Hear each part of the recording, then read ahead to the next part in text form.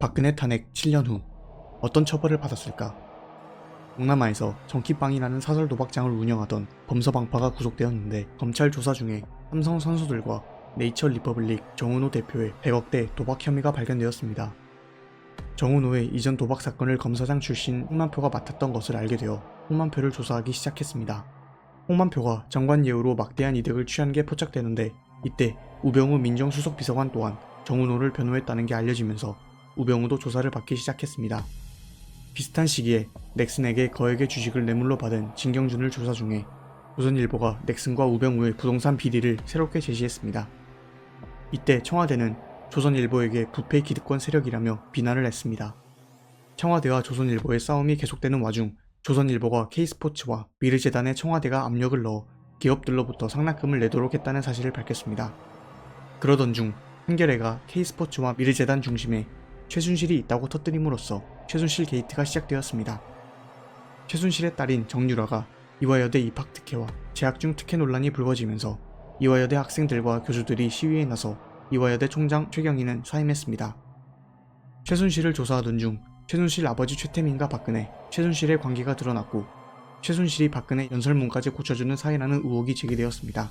그리고 JTBC를 통해 최순실의 태블릿에서 대통령 연설문과 국가안보와 관련된 자료들을 미리 받아본 것으로 드러나면서 국민들의 큰 공분을 사게 되었습니다. 2016년 10월부터 박근혜의 대국민 사과가 이루어졌고 정권의 퇴진을 요구하는 촛불 집회가 전국 각지에서 열렸으며 12월 탄핵 소추안이 국회를 통과했습니다. 2017년 3월 10일 헌법재판소에서 대통령의 파면을 다음과 같은 18개의 혐의를 적용해 만장일치로 결정했습니다. 2021년 1월 14일 대법원이 박근혜 전 대통령의 최종 형량을 징역 20년, 벌금 180억 원으로 확정했습니다.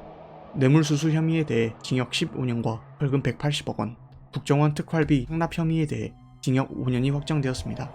여기에 새누리당 공천 개입 혐의로 징역 2년까지 더해져 총 22년의 징역이 확정되었습니다. 2021년 12월 24일 문재인 정부는 박 전 대통령을 특별사면 및 복권 대상에 포함했습니다. 구속 이후 4년 9개월 만에 풀려난 것입니다. 2020년 6월 11일 대법원에서 최순실에게 징역 18년, 벌금 200억 원을 확정지었습니다. 최순실은 윤석열 정부에 들어서면서 지속적으로 사면 요청을 했지만 무시당했고 2022년 12월에 척추수술로 인한 형 집행정지로 1개월간 임시로 석방되었습니다.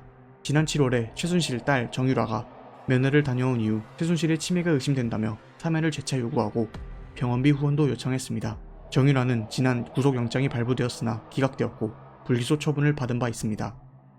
2021년 9월 16일 대법원에서 열린 상고심에서 우병우에게 국정농단 방조 혐의 무죄를 확정하면서 직권남용 권리행사 방해죄로 징역 1년을 선고했습니다.